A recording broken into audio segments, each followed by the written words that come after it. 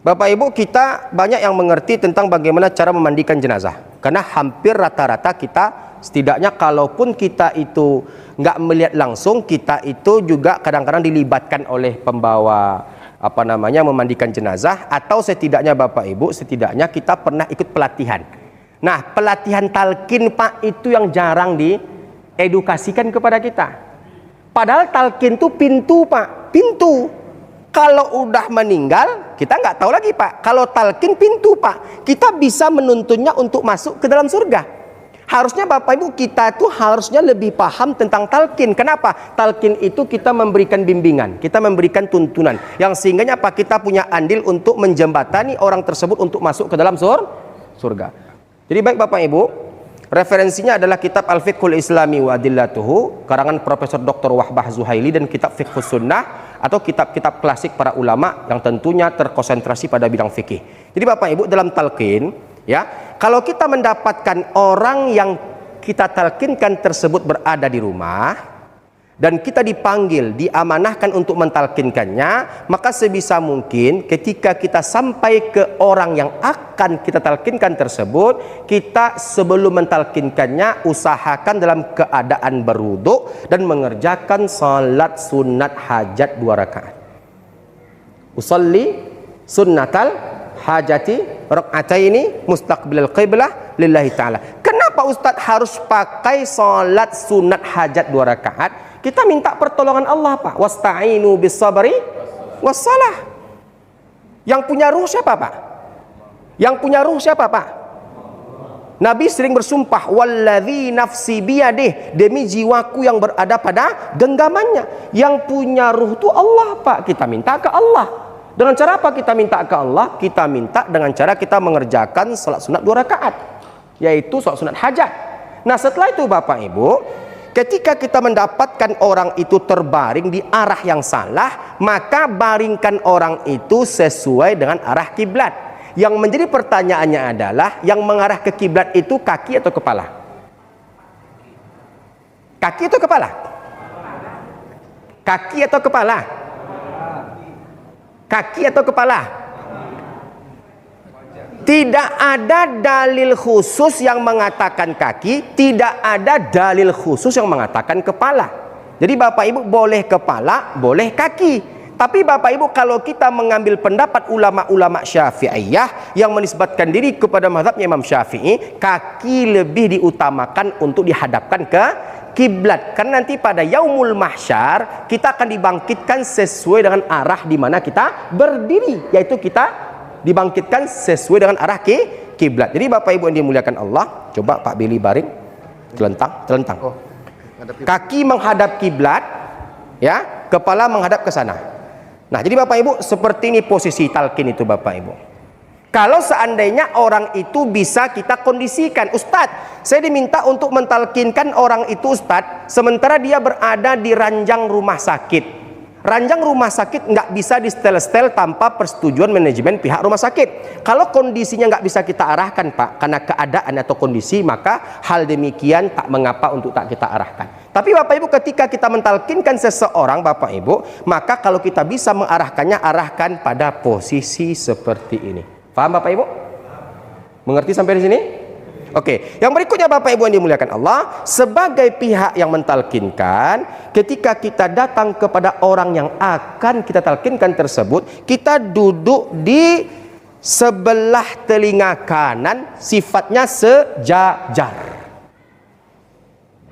Sejajar, bukan di atas kepala. Banyak orang-orang Bapak Ibu, saya perhatikan, dan ini merupakan sebuah kesalahan. Walau tak berdosa Bapak Ibu, tapi ini kesalahan. Ya, kesalahan yang merujuk kepada adab. Bukan di kepala, tapi di sebelah telinga kanan. Sejajar dengan sebelah telinga kanan.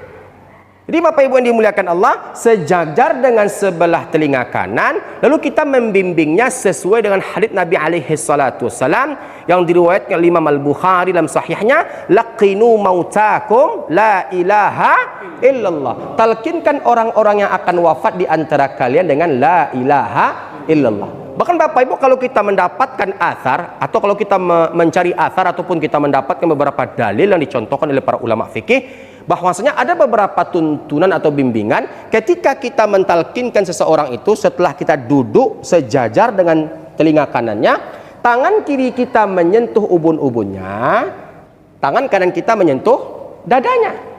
Coba buka Pak, biar ibu-ibu nampak Pak. Buka aja sitarnya Pak. Nampak Bu? Nampak Bu? Oke. Jadi Bapak Ibu, kenapa para ulama itu tidak menyukai kita itu duduk di kepala orang yang akan kita talkinkan tersebut? Kenapa Bapak Ibu para ulama tak menyukainya? Karena ruhnya orang-orang beriman tuh Pak, dicabut dari sini Pak. Rohnya orang-orang beriman tuh Pak, dalam banyak dalil itu dicabut dari ya ayyatuhan nafsul mutmainnah irji'i ila rabbiki radiyatan mardiyah. Ruhnya orang-orang beriman dicabut dari atas, sementara rohnya orang-orang kafir dicabut dari kaki. Makanya Bapak Ibu, kita dimakruhkan atau tak disukai duduk di atas kepala, karena kita khawatirnya di samping su'ul adab, tak baik adabnya, kita menghormati atau kita memuliakan orang-orang yang akan lepas antara roh dan raganya. Jadi Bapak Ibu, yang paling mutawatir, yang paling banyak pendapat itu mengatakan duduk sejajar dengan telinga kanan. Jadi Bapak Ibu, setelah itu tangan kiri kita memegang ubun-ubunnya, tangan kanan kita memegang dadanya. Makanya kembali kita kepada hukum asal, sama seperti memandikan jenazah. Jenazah laki-laki dimandikan oleh laki-laki, jenazah perempuan dimandikan oleh perempuan. Begitu pula talkin, laki-laki ditalkinkan oleh laki-laki, perempuan ditalkinkan oleh perempuan, kecuali mahram, seperti suami mentalkin istri, istri mentalkin suami, anak mentalkin ibu, ya, ibu mentalkin anak laki-laki, anak perempuan mentalkin ayahnya, kecuali mahram. Tapi Bapak Ibu, kalau tidak ada hubungan mahram, laki-laki mentalkin laki-laki, perempuan mentalkin perempuan. Nah, makanya seperti yang kami katakan tadi, ada beberapa athar, tangan kiri menyentuh ubun-ubun, tangan kanan menyentuh dada. Kalau laki-laki mentalkinkan perempuan, tentu tersentuh area bagian sensitif dari seorang perempuan tersebut. Paham Bapak Ibu sampai di sini? Dapat dia mengerti? Nah, Ustadz, kenapa ubun-ubun Ustadz? Pak, saya nggak akan kemukakan dalil karena dalilnya banyak Bapak Ibu. Tapi saya ingin mengemukakan pengalaman saya. Dari tahun 2009 sampai tahun 2024 saya mentalkinkan orang Pak.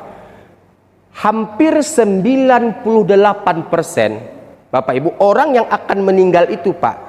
Ini pengalaman Pak ya, ini bukan dalil Quran ataupun dalil hadits, bukan aqwal ulama, bukan pendapat para fuqaha. Ini pengalaman saya Bapak Ibu, ya. Saya merasakan pergerakan tidak wajar pada areal ubun-ubun. Ini pengalaman saya Pak.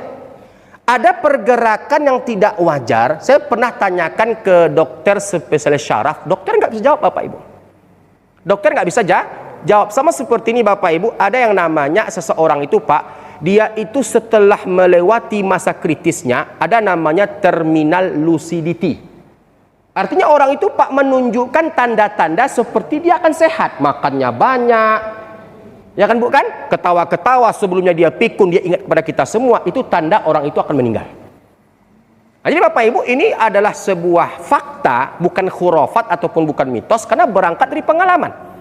Nah Bapak Ibu, saya ketika mentalkinkan itu Pak, tangan kiri saya ini Pak merasakan seperti adanya pergerakan yang tidak wajar pada areal ubun-ubun, yang sifatnya berpindah-pindah, dan suhu yang dihasilkan pada ubun-ubun itu terkesan seperti panas atau hangat-hangat kuku Bapak Ibu, dan lebih cenderung melunak Bapak Ibu yang dimuliakan Allah Subhanahu wa ta'ala. Jadi oleh karenanya tangan kiri kita melembutkan Bapak Ibu, tangan kanan kita mendoakan. Apa doanya Ustadz? Sama-sama kita baca. Bismillahirrahmanirrahim. Yang pertama, Allahumma yassir wala tu'assir innaka ala kulli syai'in qadir. Ya Allah, mudahkanlah dan jangan persulit, karena sungguhnya Engkau maha kuasa atas segala sesuatu. Yang kedua, Allahumma la sahla illa ma ja'altahu sahla wa anta taj'alu as-sa'ba idza syi'ta sahla. Nah, jadi Bapak Ibu, itu doa yang kita baca ketika kita akan mentalkinkan orang yang akan kita talkinkan tersebut. Laqinu mautakum la ilaha illallah. Nah Bapak Ibu yang dimuliakan Allah, tukang talkin itu Pak cukup satu saja. Cukup satu saja Bu, nggak perlu 3, 4, 5. Saya pernah mendapat keadaan Pak, yang mentalkinkan itu Bapak Ibu 5 orang. Jadi yang mana yang mau didengar?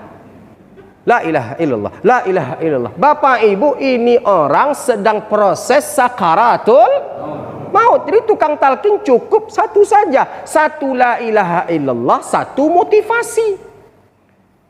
Satu la ilaha illallah, satu motivasi. Tukang talqin itu nggak perlu banyak-banyak Bapak Ibu. Cukup satu orang saja. Dan keluarga karib kerabat tidak perlu buat kehebohan. Kadang Bapak Ibu kami mentalkinkan, nangis anak gadisnya, nangis istrinya. Saya bilang jangan nangis dulu, tangisanmu membuat keresahan orang yang akan meninggal itu.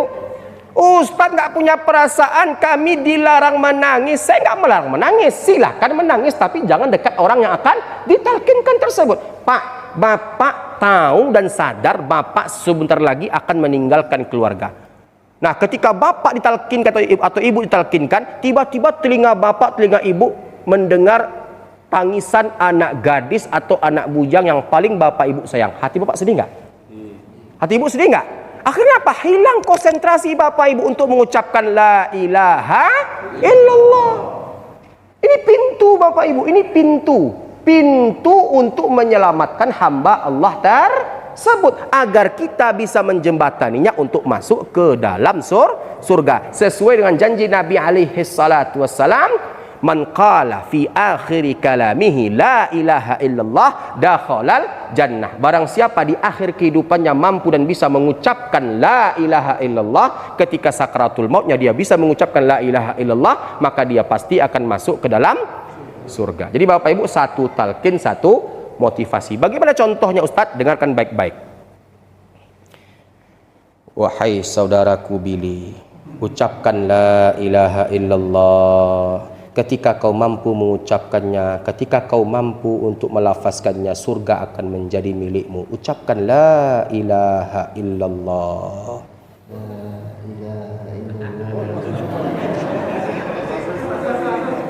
Selesai cerita Pak, habis actinglah sedikit Pak Billy, supaya lama habis cerita kita nih Pak. Ya Pak ya. Kalau selesai sekarang kan nggak enak Pak. Kalau selesai 3 pertemuan lagi baru enak kan Pak. Ah, jadi acting dulu Pak Billy. Bagaimana cara actingnya Ustadz? La la la la la la. Ah. La la la la la la la la la. Ah gitu. Coba acting Pak Billy. Ini bukan mempermainkan agama Bapak Ibu ya.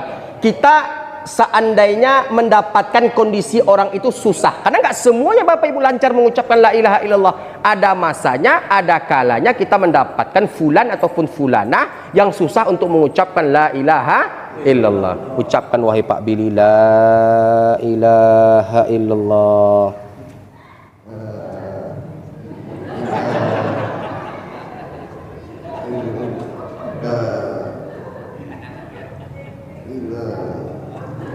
Bisa main film kayak Pak. Jadi Bapak Ibu, nah kita telah mentalkinkan si fulan, kita telah membacakan atau menuntunkan la ilaha illallah kepada si fulan, sementara si fulan tak mampu dan tak bisa mengucapkannya. Akan kan Pak, ada kan kasus seperti itu kan Pak. Bahkan Bapak Ibu, ada orang yang sakaratul mautnya itu Bapak Ibu bukan hanya berhari-hari tapi berbulan-bulan Bapak Ibu. Maka oleh karenanya kami ingatkan kembali dan kami tak bosan-bosan untuk mengingatkan kepada kita semua, yang pernah belajar ilmu hitam, yang pernah menuntut ilmu hitam, yang pernah bersekutu dengan jin, yang pernah berteman dengan mereka, mulai sekarang buang jauh-jauh, karena syaitan ikut campur dengan kematian seorang hamba. Kami mendapatkan fakta di lapangan, orang-orang yang bersekutu dengan jin, berteman dengannya, mengambil dia sebagai teman, lalu apa? Melakukan kesyirikan. Dampak yang paling besar untuk mereka itu adalah Allah persulit dalam sakaratul.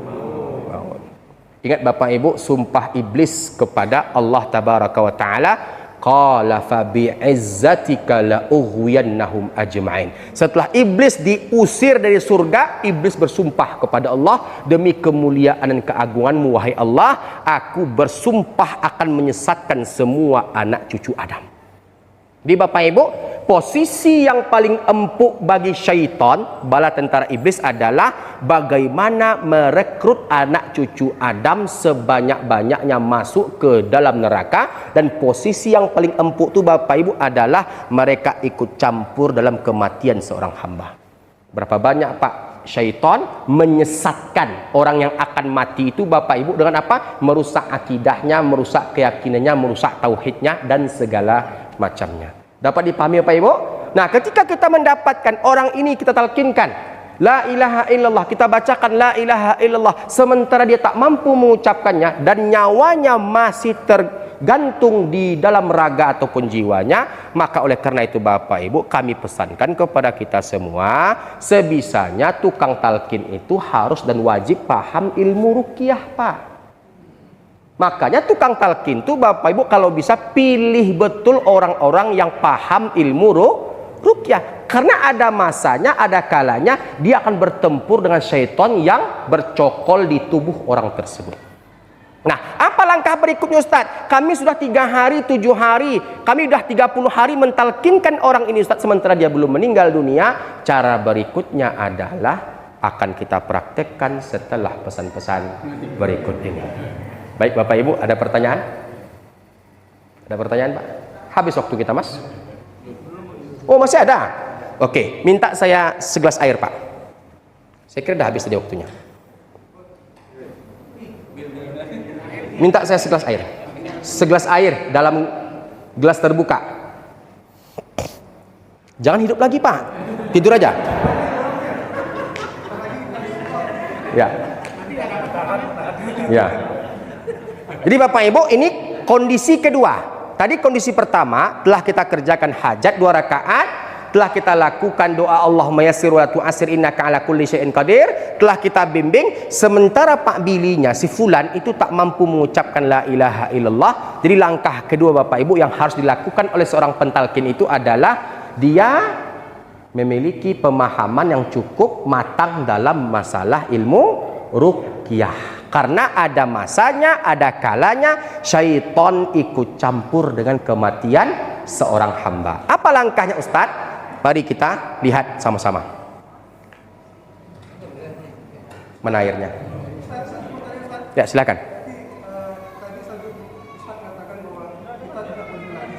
Ya. Betul. Berarti itu tidak ada salahnya kita sebagai anak waktu itu ucap sama orang tuh, dia tidak peduli sama orang tuanya, waktu orang tuanya meninggal itu dia tidak nangis gitu. Saya seperti itu waktu itu tadi ngomongin, saya tidak menangis waktu orang tua, padahal saya ikut mengaktifkan, atau itu salah atau gimana Ustaz? Menangis itu bukan sesuatu yang harus diekspos. Yang paling tahu dengan perasaan kita adalah kita. Jadi biarkan orang berkata apa tentang kita. Mau dia bilang kita nggak peduli, kita nggak sedih. Yang tahu dengan kita kan kita Pak. Yang tahu dengan kita adalah kita. Bahkan Nabi SAW itu melarang niyahah. Niyah itu meratap. Sekarang saya tanya kepada Bapak Ibu. Bapak Ibu, Bapak milik Ibu, Ibu milik Bapak. Betul atau tidak? Betul atau tidak? Salah. Bapak bukan milik Ibu, Ibu bukan milik Bapak. Bapak Ibu milik Allah. Betul Bu? Bingung ibu-ibu. Maksudnya apa Ustadz? Bu, Allah menitipkan suami ke ibu. Pak, oh Pak, Allah menitipkan ibu ke bapak. Titip Pak, titip. Sekarang saya menitip motor ke Mas Didik. Saya ambil motor itu, Pak. Apakah saya salah? Apakah Mas Didik boleh protes? Saya nitip motor, Pak. Mas Didik, ini saya titip ke motor 30 tahun. Nanti 30 tahun ke depannya saya ambil motor itu. Apakah saya salah, Pak? Tidak. Karena saya mengambil milik saya. Mas Didik nggak boleh protes. Sedih boleh, tapi protes jangan. Jadi Bapak Ibu yang dimuliakan Allah, ketika Allah mengambil suami kita, Allah mengambil istri kita, Allah mengambil anak kita, orang-orang beriman itu punya karakter alladzina idza asabathum musibah qalu inna lillahi wa inna ilaihi rajiun. Itulah karakternya orang-orang beriman. Sedih oke, nangis iya, tapi protes jangan. Jadi Bapak Ibu, setelah kita mendapatkan orang ini susah untuk mengucapkan la ilaha illallah, langkah berikutnya yang harus kita lakukan adalah kita mengambil segelas air, Pak. Dalilnya adalah wa nunazzilu minal Qur'an ma huwa syifa wa rahmatul lil mu'minin wa la yazidudz zalimina illa khasara. Al-Qur'an itu Bapak Ibu diturunkan sebagai penyembuh atau penawar bagi orang-orang beriman. Jadi Bapak Ibu, kita ambil segelas air, kita bacakan pertama bismillahi arqih min kulli syai'in yu'dhi. Bismillahi arqih min kulli syai'in yu'dhi. Bismillahi arqih min kulli syai'in yu'dhi. Kita baca Al-Fatihah sebanyak hitungan ganjil 1, 3 ataupun 5 ataupun 7. Bismillahirrahmanirrahim. Alhamdulillahirabbil alamin. Arrahmanirrahim. Maliki yaumiddin. Iyyaka na'budu wa iyyaka nasta'in. Ihdinas siratal mustaqim. Siratal ladzina an'amta 'alaihim ghairil maghdubi 'alaihim waladdallin. Setelah itu Al-Baqarah 1 sampai 10. Setelah itu Al-Baqarah ayat 102, wattaba'u ma tatlu syayatinu ala mulki Sulaiman. Setelah itu ayat kursi. Setelah itu as-saffat was-saffati saffa, faz-zajirati zajra, fattaliyati dzikra, inna ilahakum lawahid rabbus samawati wal ardi wa ma bainahuma wa rabbul masyarik. Setelah itu Al-Muluk 1 sampai 10. Setelah itu Al-Jin, qul uhiya ilayya annahu istama'a nafarun minal jinni faqalu inna sami'na qur'anan ajaba. Setelah itu Al-Ikhlas, Al-Falaq, An-Nas. Setelah itu bismillahilladzi la yadurru ma'asmihi syai'un fil ardi wala fis sama wa huwas samiul alim. Kita tiupkan di air, lalu air itu Bapak Ibu kita basuhkan pada areal ubun-ubunnya, kita cucikan pada dadanya, kita basuhkan di pusarnya, kita basuhkan di telapak kaki kanan, kita basuhkan di telapak kaki kiri, dan air itu kita kembalikan ke tanah. Mudah-mudahan Allah Ta'ala memberikan kemudahan untuknya bertemu dengan Allah Subhanahu wa Ta'ala. Nah Ustadz, bagaimana cara menyapukan air itu Ustadz ke ubun-ubun, ke dada, ke pusar, ke telapak kaki kanan, ke telapak kaki kiri? Insya Allah kita akan lanjut kepada episode kedua setelah pesan-pesan berikut ini. Allahumma rzuqna husnal khatimah. Allahumma hasibna hisaban yasira. Allahumma hasibna hisaban yasira. Allahumma ajirna minan nar. Allahumma hawwin alaina fi sakaratil maut wan najata minan nari wal afwa 'indal hisab. Rabbana atina fid dunya hasanah wa fil akhirati hasanah wa qina adzaban nar. Walhamdulillah rabbil alamin. Bapak Ibu, kita masih pada pembahasan yang sama, yaitu apa? Kematian mendadak, dan kita lanjut pada bab talqin sesuai timbangan Al-Qur'an dan sunnah Nabi alaihi salatu wassalam. Silahkan hidup kembali Pak Billy. Assalamualaikum warahmatullahi taala wabarakatuh.